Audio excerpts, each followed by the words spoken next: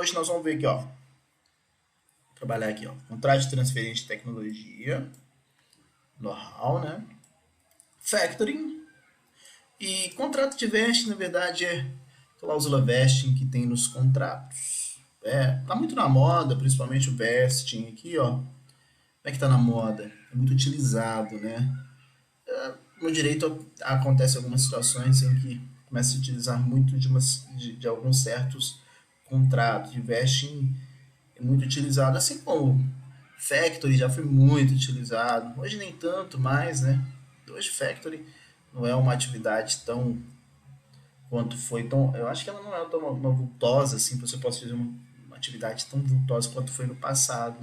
Eu tenho essa impressão. Posso estar completamente enganado, mas tenho essa impressão. E com contrato de transferência de tecnologia, né, nós teremos aí só uma continuidade, inclusive, do que estávamos trabalhando um pouquinho lá, quando trabalhamos aqui, ó, o franquia, o franchising empresarial, tá? Então, vamos lá rapidinho, ó, vou começar por esse daqui, ó, Factory, contrato de faturização, tá? E eu explico o porquê de começar com ele. Primeiro que ele tem tudo a ver com os nossos títulos de crédito, claro, né? E também ele nós vamos fazer uma diferença entre um contrato bancário que tivemos a oportunidade de trabalhar, que foi o contrato de desconto bancário, né? Então, vamos lá. Olha só relembrar rapidamente aqui, contrato de desconto, é rapidinho mesmo, né? Só para a gente lembrar, ó, determinada atividade econômica, vamos aqui, ó, determinada atividade econômica, né?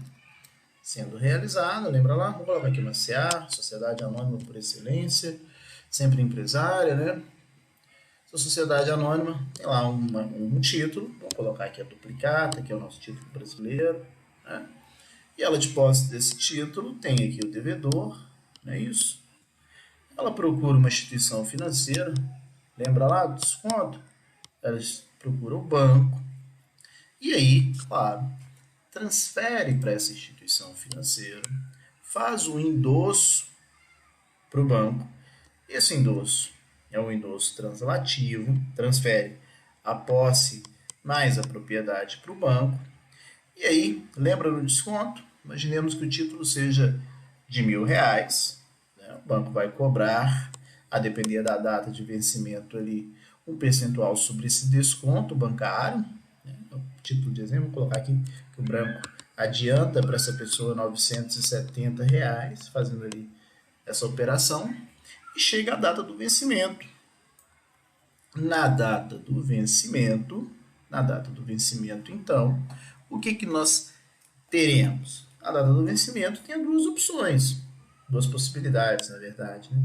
Esse devedor, ele faz o pagamento, e o banco recebe o valor de face do título, R$ 1.000. Né? Ou, lembra? Ou, e aí veio grande importância, né? O banco não recebe nada, o devedor não faz o pagamento, como houve o endosso, e aqui vem a grande diferença, como houve o endosso e o endosso foi translativo, o banco pode cobrar daquela pessoa que fez o desconto. Lembrando que o valor a ser cobrado vai ser o valor integral de R$ 1.000, o nosso exemplo. Esse é o desconto bancário. Com a Factory, não vai acontecer isso não. Nós vamos fazer o mesmo panorama, a diferença é que não será uma instituição financeira, será uma factory, né? Nós temos aqui a sociedade, que exerceu uma atividade empresária, nós temos a duplicata, e essa duplicata, mesma situação que nós vimos ali o devedor, né? Nós temos aqui o devedor, mesma situação que vimos, essa duplicata será transferida, vamos colocar aqui a nossa factory, que não é instituição bancária. A grande diferença que está, a grande diferença que nós temos, reside justamente aqui, ó, essa duplicata, vou colocar aqui a duplicata sendo transferida, ela não será transferida por endosso. Ela não será transferida por endosso, né? Ao revés, ao contrário, ela será transferida por meio de cessão de crédito. E aí nós já sabemos, né? Se faz a transferência não por endosso, mas por cessão, Não sabemos. O que vai acontecer?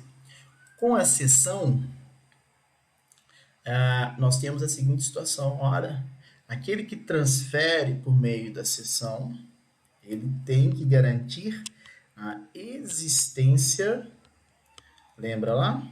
Ele tem que garantir a existência do crédito, ou seja, o título tem que existir, o título tem que ser válido, o título não pode ser nulo, não pode ser falso, né? Mas ele não garante, olha nas aulinhas de cessão lá, né? Foi até objeto da nossa prova, no endosso póstumo, que tem efeitos de cessão. Ele não garante a solvência do devedor. Isso quer dizer, e isso faz uma grande diferença, né? Aqui, ó, no desconto, se o banco não receber do devedor, o banco pode cobrar de quem lhe transferiu o título, quem transferiu a duplicata, porque tinha um endosso translativo, que transfere a posse e a propriedade. Já aqui, a factory, ela assume esse risco. Né? Então, a factory assume esse risco, e se não existir endosso, e a transmissão se dá por meio de um contrato de cessão, a factory, ao assumir esse risco, ela não poderá exercer o direito de regresso contra quem promoveu aí esse desconto perante a factory, né, quem recebeu antecipado. É por esse motivo que enquanto um devedor, né, não fizer o pagamento, a factory pode cobrar única e exclusivamente desse devedor cessão. Né? Aquele que transfere responde pela existência, aquele que cede, né, responde pela existência do crédito, mas não pela solvência do devedor. Ele não é garantidor do pagamento, não é transferido por meio de endosso. Né? Quem assume o risco? A factory. Esse é o motivo pelo qual o percentual cobrado para a factory será infinitamente maior por assumir esse risco do que as instituições financeiras. A título de exemplo, 10% de deságio daquela faturamento. Por que eu disse inicialmente que a atividade de factory ela não se mostra tão mais vultosa, tanta movimentação? No meu ponto de vista, eu posso estar enganado, né? Porque hoje, do meu ponto de vista, nós temos hoje uma gama muito grande de instituições financeiras, de bancos, né? É inegável que nós temos um acesso muito grande ao crédito. Mas também é inegável, e aí nós temos que entender isso sempre, penso eu, né? Que mesmo que nós tenhamos um acesso grande ao crédito, mesmo que nós tenhamos acesso a instituições financeiras, a banco, existem muitas pessoas que eventualmente estão negativadas. Né? Negativadas. E estando negativada, acontece de não ter crédito no sistema bancário convencional, o que não impede de uma factory, né, poder realizar uma operação mesmo tendo algum tipo de restrição, porque é uma questão contratual. As instituições financeiras é mais difícil acesso ao crédito porque o sistema é muito mais informatizado, penso eu, né? Assim, hoje eu sei também que instituições financeiras fornecem crédito, mesmo que haja negativação, claro, né? Nós sabemos de tudo isso, tá? Mas essa basicamente é a diferença do contrato de factory. A gente... Oi, pois não. É uma pessoa jurídica, ó, oi? É uma pessoa jurídica. Não, isso aí é financeira, né? Isso é financeira, normalmente. Veja, o que é uma factory? A gente pode entender uma pessoa jurídica, né, que recebe a cessão de créditos oriundos de operação de natureza comercial, assumindo risco na sua liquidação. Ou seja, é essa pessoa jurídica que vai fazer a cobrança, vai receber aquele valor. Né? A factory, então, é uma pessoa jurídica destinada a receber o faturamento. Você vende a crédito e não tem a possibilidade de fazer um desconto bancário, esses pequenos comerciantes que não fazem esse desconto bancário, não é, pelo amor de Deus, né, gente? Factory, pessoas, ela é regular, não é jotagem, não. sabemos que tem agiota e essas questões de agiotagem é crime, né? Nosso Código Civil não trata sobre a operação de factory, mas a vida inteira nós tivemos essa possibilidade de factory, uma pessoa jurídica criada que não é instituição financeira, que atende a pequenas, médias empresas na obtenção de capital de giro. Elas não colocam muita dificuldade, né? Que normalmente são encontradas ou eram encontradas nas operações de desconto bancário. Hoje está muito mais flexível, né? É só aquela pessoa que tem uma restrição mesmo de crédito, vamos assim dizer, tá? Então, você tem que entender o seguinte, uma pessoa jurídica que é transferido esses créditos para ela, né? Aqui, ó, tem até a circular 2715 do Banco Central, né? Que é o fomento mercantil.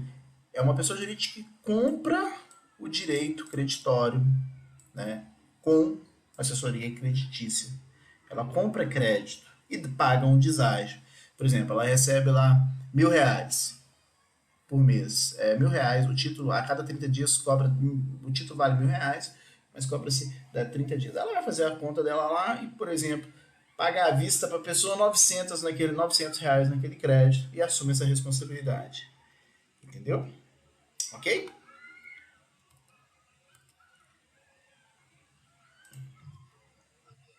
Ótimo. Mas deu para entender mesmo? É uma pessoa jurídica mesmo, não tem tanta essas questões assim, não. Tá? Não, não é porque a prática da agiotagem ela é crime justamente porque não se pode aplicar, né, nenhum tipo de taxa de juros acima de 1% ao mês, a não ser que você seja uma instituição financeira. Mas a Factory ela é regulamentada, é uma atividade de fomento regular, né? A pessoa que vai ser o fatorizado é uma pessoa jurídica, comerciante ou não, pode ser uma pessoa física, se tiver um cheque, você pode ir lá fazer, né? O fatorizador, que é o factor, é uma pessoa jurídica. A empresa de factor não é instituição financeira. É compra e crédito e faturamento, região de transação mercantil de prestação de serviço, né? Então, ela é uma atividade regular, tá bom? Isso é uma factor. Mas o acesso ao crédito hoje, sem sombra de dúvidas, tornou-se essa operação de factory é, vamos assim, menos atrativa, vamos assim dizer, né? Porque as pessoas têm mais acesso ao crédito. Ah, e na prática, o que você percebe muitas das vezes é que a Factory pede algumas garantias no contrato que não tem problema nenhum também, né? Ah, tá bom, não é responsável, faz a sessão de crédito, não é responsável. Aí é uma deturpação normalmente do instituto porque pede-se algum tipo de garantia paralela para a realização, que é uma prática negocial. E aí muito se discute se factory é ou não é agiotagem. A depender da garantia, a depender da prática que é realizada, vai caracterizar a agiotagem mesmo. Então tem que tomar um cuidado. Há uma linha tênue aí. Beleza?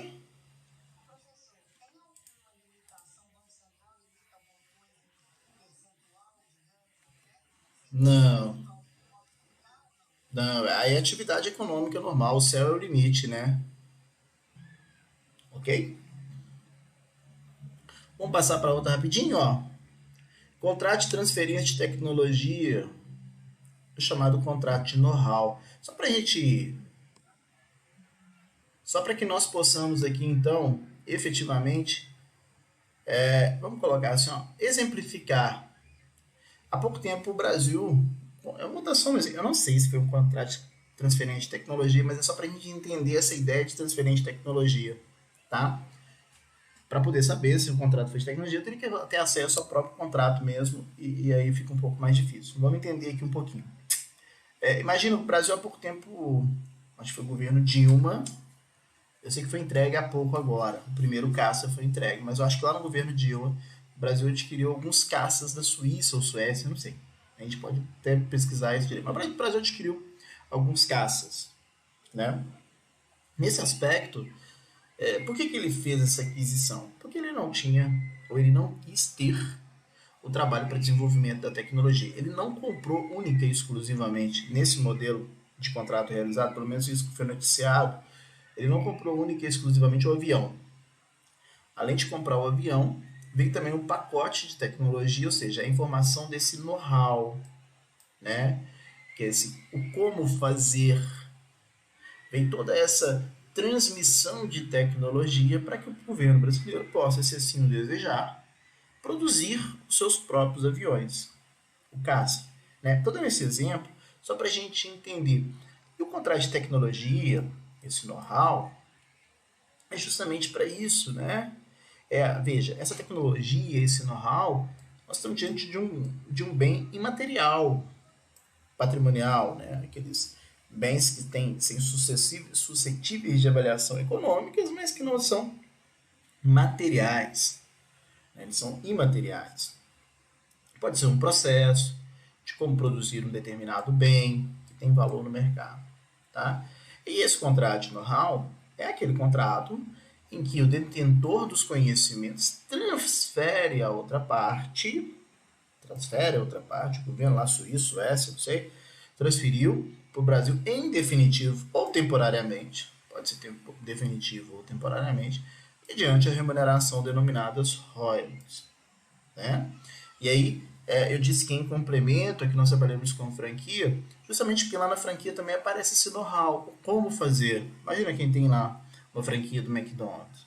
Ele absorve de forma permanente ou de forma temporária, a depender do tipo do contrato também, ele absorve aquilo, o como fazer, né? Que é esse know-how, o como realizar essa atividade. Só que aqui o contrato de know-how ele é mais específico que o contrato de franquia, porque ele é só uma transmissão de conhecimentos tecnológicos, né?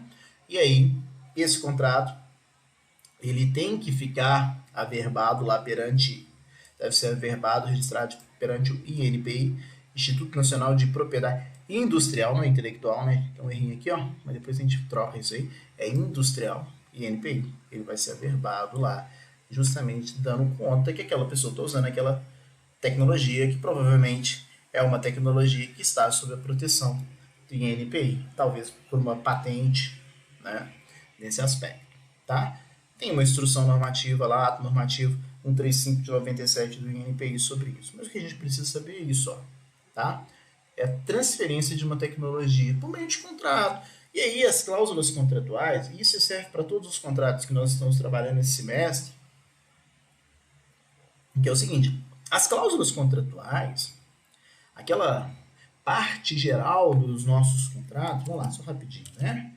É claro que isso aqui são questões mais específicas que são introduzidas dentro de todos os contratos e têm as suas peculiaridades. Mas nós nunca podemos nos esquecer dos elementos próprios do ato e do negócio jurídico, que está lá no artigo 104 do nosso Código Civil, né? Que vocês aprenderam que no negócio jurídico, né? Ele requer a gente sempre, para a validade dele, tem que sempre ter, né? Agente capaz, mas vou além disso aqui, né? O agente tem que ser capaz e legitimado. O objeto tem que ser lícito, possível, determinado ou determinado. A prova tem que ser prescrita e não defesa em lei, né? Então nós temos que respeitar aqui a validade do negócio jurídico. Mas isso aqui ficou lá para a parte geral que nós já tivemos a oportunidade de ver. Estou dizendo isso porque quando nós trabalhamos com esses contratos, nós temos que entender que são cláusulas contratuais, né? E ali também, né, é claro que a manifestação de vontade tem que ser livre de boa fé. A manifestação de vontade tem que ser livre e de boa fé, tá? É só por... E quando nós falamos de transferência de tecnologia, o que nós temos? Ó, essa transferência pode ser pura, pode ser conjugada. Pura é só quando vai o modus operandi, né? Aquela forma de realizar. Conjugada ainda envolve fornecimento de outros elementos, como fornecimento de obras, materiais, direito de licenciamento, direito de exploração, direito de cooperação. E lembrando que essa transferência pode ser temporária ou pode ser permanente. Tá? Como que nós temos aqui, o que é considerado pela jurisprudência lá do INPI quando ele vai julgar algumas questões relativas à tecnologia? O que é transferência de know-how ou transferência de tecnologia? É a transferência de uma tecnologia que não tem no país, que não é pública, notória, né, que não tem acesso. que importe um aumento de capacidade da produção, né? Que haja responsabilidade supridora pela tecnologia. Que a tecnologia realmente fez valer absorção ou autonomia. E que o bem seja transmitido, seja de natureza imaterial, não é compra de um bem, é imaterial, tá? Qual que esse contrato de transferência de tecnologia também tem um ponto aqui que eu queria trabalhar com vocês, que é o seguinte, ó, ele sempre é claro que ele tem que ser um contrato, né? Ele é um contrato atípico, não é definido em lei, é puro, não resulta de função de outros contratos, é consensual, deve ser celebrado para 5 vezes, é oneroso, mas nada impede que seja uma transferência gratuita. Ele pode ser oneroso, mas pode ser gratuito. Bilateral, as partes têm direitos e obrigações. É intuito persona. Isso aqui é importante, ó. Os contratantes são definidos e específicos. Isso é importante dizer que, a partir do momento em que se há uma mudança daquelas partes contratuais, o contrato ele vai ser resolvido, né? Outra situação importante também, ele é confidencial. É claro, se há uma transmissão de tecnologia, né, nós temos aí que esse cedente, aquele que está transferindo aquela tecnologia, quem transfere esse conhecimento, além de dar assistência técnica, ele tem que guardar segredo também. Né? Tem que ter. Não pode revelar. Imagina, alguém paga por acesso àquela tecnologia. É uma questão até óbvia, né? Mas ele tem que ser confidencial, tá? E aquele que recebe vai pagar sempre os royalties, né? O contrato intuito persona, ou seja, a extinção gera aí a mudança das partes contratuais, como eu digo, gera a sua extinção. Capacidade, morte, falência, qualquer uma substituição das partes. Tranquilo? É isso. Não tem muito o que falar, não, né? Bom, deixa para o finalzinho assim, o que é bem mais fácil, né? Nós tivemos aquelas questões relativas às nossas aulas tão mais pesadas. Agora no final é tudo muito fácil, né? Acho isso ótimo. Passando aqui para outra, né, questão nossa, temos um contrato de vesting, também em cláusulas contratuais de vesting. E aí, só explicar rapidinho aqui para vocês, essa questão do vesting, tão utilizadas nas nossas startups, né? E aí vocês vão entender bem essa questão do contrato de vesting, tá? Veja, vai ser difícil aqui, mas eu vou tentar. Imaginemos que, eu preciso de muita imaginação, e eu sei que vocês têm que aturar ao longo de todo o semestre essas ideias, esses desenhos maravilhosos meus, né? Então veja, nós temos uma lâmpada, até que não ficou muito ruim não, tá bonitinho. Nós temos uma lâmpada aqui representando uma ideia. E é claro que hoje está muito na moda essa questão relativa às startups, né? Mas não é que está na moda, é porque nós precisamos do empreendedorismo, o mundo muda o tempo todo, e do dia para a noite você vê questões que são empreendedoras e que o céu é o limite mesmo, né? Só que dessa grande ideia, é inegável que se precisa de um patrocínio para o desenvolvimento dessa ideia. Tem que investir, senão essa ideia vai ficar no papel, né? Então é fundamental que se tenha investimento, tá? E não raramente se consegue um investidor, um investidor anjo, alguém que vai efetivamente, né? Se a ideia for muito boa, claro, você pode encontrar alguém que vai lhe financiar, vai patrocinar aquela sua ideia, lógico, com ganho futuro também, porque afinal de contas nem relógio trabalha de graça. Não. Mas fato é que pode existir uma ideia e não se ter um valor vultoso, né, para que se possa investir naquela ideia. Então, não raramente faz esse contrato de vesting e que funciona mais ou menos assim. Ó, só para vocês terem uma ideia. Peguemos aqui, por exemplo, eu desenhei aqui no lugar que já estava tudo escrito. Foi boa não, e demorei para fazer minha lâmpadazinha aqui, ó. Não tem problema não. Mas a ideia já ficou aí, já tá ó. Vamos lá. Vejam só. Imaginemos que tem aqui um contrato de vesting, vamos explicar a ideia dele. Lembra lá da nossa sociedade anônima, que nós tivemos a oportunidade de estudar em períodos anteriores? A sociedade anônima, ela, né, é criada por no mínimo 2 acionistas, e aí esses acionistas, esses acionistas, ficou bem tortinho, tá? Esses acionistas, eles vão, né, os acionistas aqui, ó, eles vão integralizar as ações. O que são ações mesmo? Títulos emitidos pela companhia, pela sociedade, que conferem ao seu proprietário o direito de ser sócio acionista. Quantos que nós precisamos, no mínimo? 2. Não é isso? Né? A partir do momento que você cria uma sociedade anônima e integralizou todas as ações, tá? Essas dois sócios integralizaram todas essas ações, né? 100% do capital está integralizado, a sociedade existe. O que foi criada aquela sociedade? Aquela sociedade, né? Ela foi criada para o desenvolvimento de uma ideia. Para o desenvolvimento aqui, ó, da nossa ideia. Para o desenvolvimento de uma ideia, tá?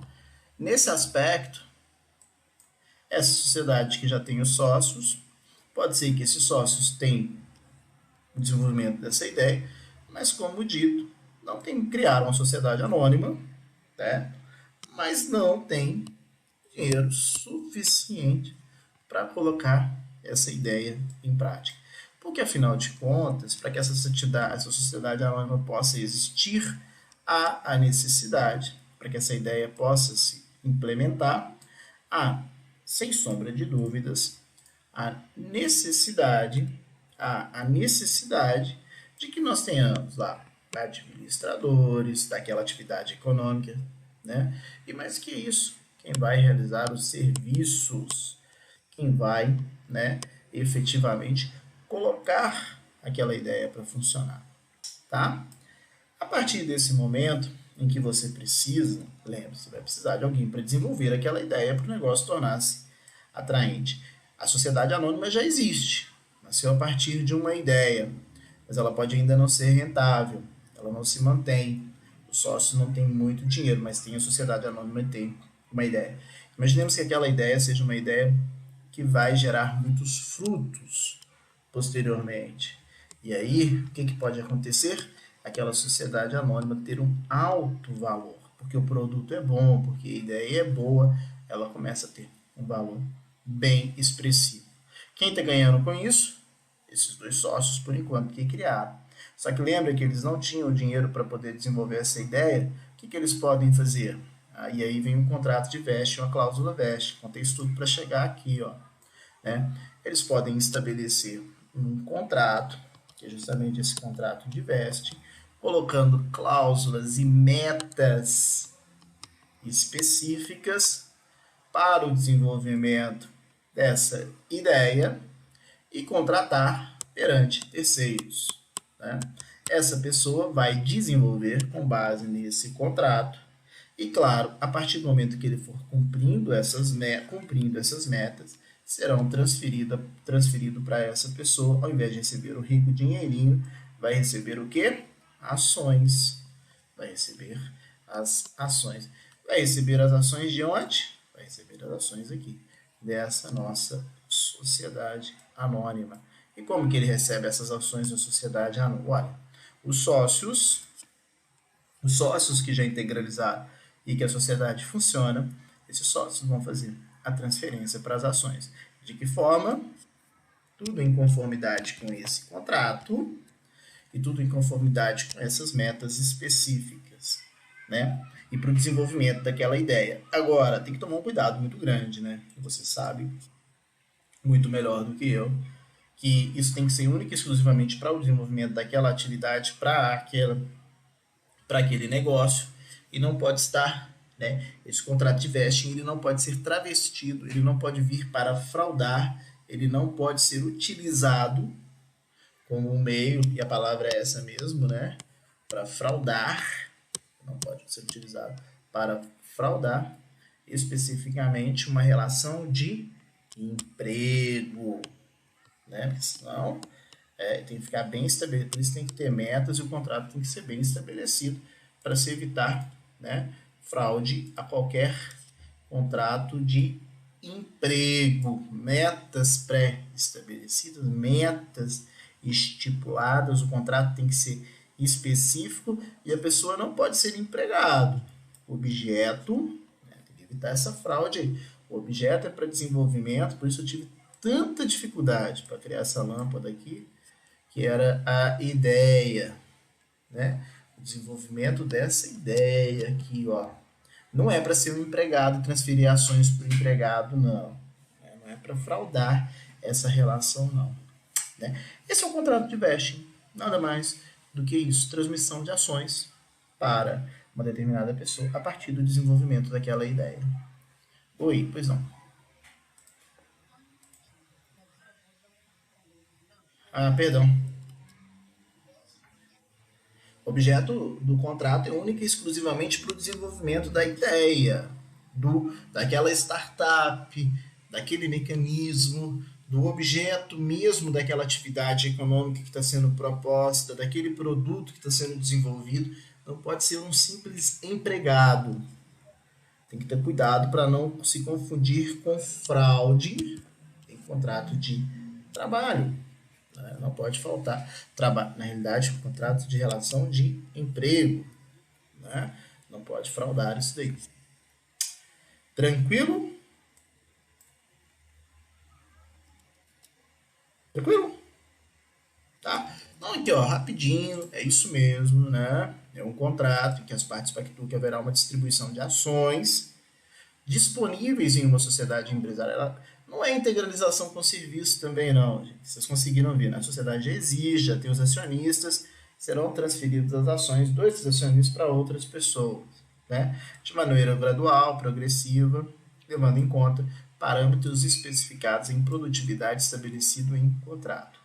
Isso quer dizer que alguns determinados agentes terão direito de ações às ações, levando em conta a observação de parâmetros que está dentro de um contrato, produtividade dentro de um decurso de tempo. Né? Funciona como uma forma de estilo investimento, né? Dedicação pessoal, empenho, que será sócio e que vai desenvolver aquela atividade econômica. Né? Quanto maior o esforço, maior o dispêndio, maior o número de ações que serão transferidas. Cada receberá ações da sociedade atendendo critérios fixos ou fixados de forma contratual. Né? O contrato de veste ele está muito interligado nesse sistema empreendedor, né, das startups, tá? E é uma forma de ganho progressivo de ações. Tá?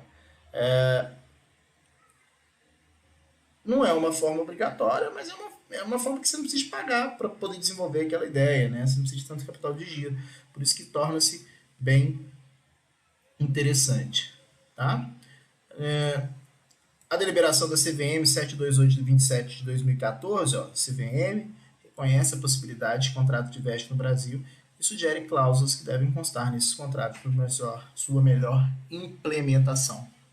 Tá? E aqui está escrito tudo isso que nós já dissemos.